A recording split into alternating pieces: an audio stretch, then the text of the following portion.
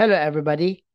Kapag nag-a-apply tayo ng discharge permit po, doon po sa step number 3, tayo po ay nag-fill up nitong outlet information. At dito po sa outlet information ng step 3, naglalagay tayo dito ng location of the outlet, description of the outlet, the geolocation, evidenced by latitude and longitude, the geolocation of the outlet, and the name of the receiving body of water. We have also the primary pollutant parameter at may options po dyan na BOD at saka TSS. Now, if the wastewater we are generating is purely organic, we can select BOD. And based on your water sampling and analysis, kung ano po ang average BOD concentration as reflected in the result of laboratory analysis. Halimbawa, 45, yun po ang ilalagay natin, expressed in milligram per liter. At ito naman pong average rate of discharge ay doon po yan sa step number 1, kung ano naman po ang total volume of wastewater discharge natin. At yung average load expressed in kilogram per day. So this time, paano ba yung average load kinukuha? Paano ang pagkuha nito at para saan, bakit kinukuha? Kinukompute yung average load. And for me, it is to determine kung magkano ang load-based fee. Kung magkano ang permit fee na pwedeng bayaran sa pag-apply ng discharge permit. Nakadepende dyan sa iba't ibang information sa outlet information. So, kung meron tayong um, BOD concentration na 45 milligram per liter at kung meron tayong wastewater volume discharge na 10 cubic meter. So, magkano ang pwedeng babayaran? Well, we are using the equation yung sa pollution load. When we talk about pollution loading, we use the formula pollution load equals effluent concentration in milligram per liter, the volume of discharge in cubic meter per day, and the number of days of operation with discharge times 0.001. So to determine yung pong um, load na nandoon sa step number 3, dito sa average load, gagamitin daw natin yung equation na yon. Ano yon? Yung sa BOD load, uh, which is equivalent to the effluent concentration, the volume of discharge, and the number of days of operation times 0.001. So kung ganon, yung BOD concentration natin ay 45 times 10 cubic meter times 365 kung yan po yung number of days of operation in a year times 0.001, and that is 164.25 expressed in kilogram per day. Now, pagka na-compute nyo yung load like 164.25 kilogram per day, yun po yung ilalagay natin doon sa step number 3. So, wala nang blanco. Yeah. Then, click save para ma-indicate dito sa step number 3. And doon daw sa ating 45 milligram per liter BOD concentration with the average rate of discharge of 10 cubic meter per day, meron tayong average load na 164.25 kilogram per day. So you can now proceed sa step number 4. Now, para saan nga po ba yung load na yon, no? Kino-compute kasi yan para malaman po yung wastewater discharge fee.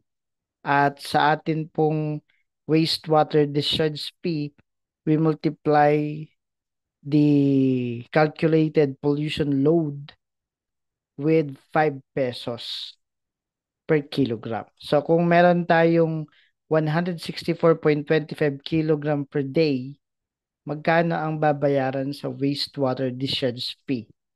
Magkano ang babayaran sa EMB with respect to discharge? So the discharge fee is 164.25 kilogram per day multiplied by 5 pesos per kilogram. So we have 821 pesos and 25 cents. So 821.25. So that's the wastewater discharge fee. And sa annual permit fee natin, yun pong basis dito ay doon sa volumetric rate of discharge.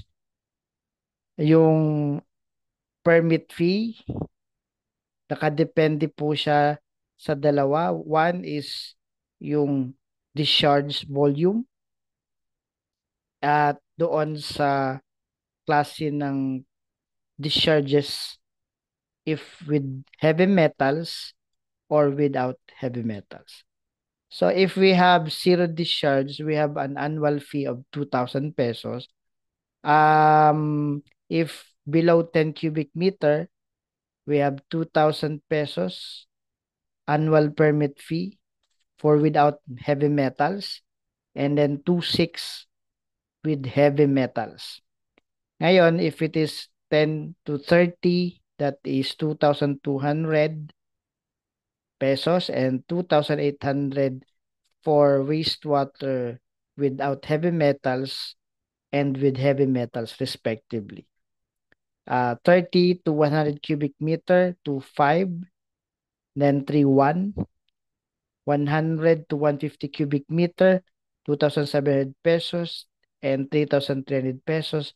If it is greater than 150 cubic meter per day, then 3,300 without heavy metals, then 3,900 for wastewater with heavy metals. So if we have 10 cubic meter as the average volume of discharge, considering kung without heavy metals, pwede natin makita dito kung 10. So nasa tayo dito. So we are in 2,000 pesos annual permit fee. So therefore, the applicable fee na pwedeng bayaran natin is the combination of a discharge fee and annual permit fee.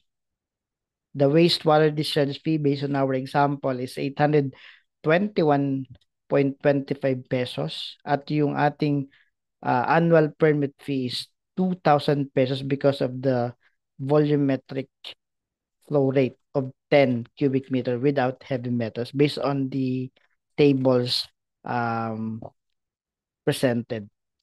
So the applicable fee is to 821.25 plus 2,000 pesos. So meron tayong 2,821.25. At yung pinakababayaran natin, we can check the exact fee sa ating mga order of payment issued by the concerned EMB Regional Office. So, yan po yung purpose nung nasa step number 3 para malaman yung discharge fee based on the pollution load. At malalaman na rin natin yung annual permit fee base sa rate of discharge. Then, therefore, the applicable fee for our permit application. Pwede natin bayaran yan sa Land Bank Link Biz Portal. At doon sa Land Bank Link Biz Portal, meron usually doon na dalawang fees na pwedeng bayaran. So for example, dito sa Land Bank Link Biz Portal, magbabayad tayo for example ng applicable fee. So remember, dalawang pwedeng bayaran doon. One is the application fee amounting to 95 pesos at yung ating applicable fees. So check nyo lang dito sa Land Bank Ligbis Portal sa Environmental Management Bureau Central Office yung pong ating transaction. So halimbawa discharge fee, application fees 95 pesos or sa discharge fee. So fill upan nyo lang dito yung information na kailangan para makapagbayad tayo dito sa portal. So yun lamang po. Maraming salamat and I hope kayo po ay may natutunan sa ating mga diniscuss. Ano po? So remember na merong fill upan tayo sa step number 3 which is about the water pollution information. So number 2, we are providing the outlet information. And number 3, we are providing the average load. So that's the important things to remember in step number 3 of the search permit application via online permitting and monitoring system. Maraming salamat everyone at I hope you have learned something today at magamit nyo po sa pag-secure ng discharge permit. At magampanan din natin yung ating tungkulin, lalong-lalo sa nakalagay sa Section 10 of DAO 2014-02 in item number 3 to attend to all permitting and registration requirements of the establishment. At kung gusto nyo pang matuto, malaman ang iba pang mga bagay sa mundo ng environmental compliance, permitting, reporting, registration requirements, please subscribe to this channel. Please follow and subscribe. Please share these videos. Maraming salamat po sa ating lahat. Tayo po ay mga mabuting katiwala ng kapaligiran. Salamat po ng marami at God bless us all.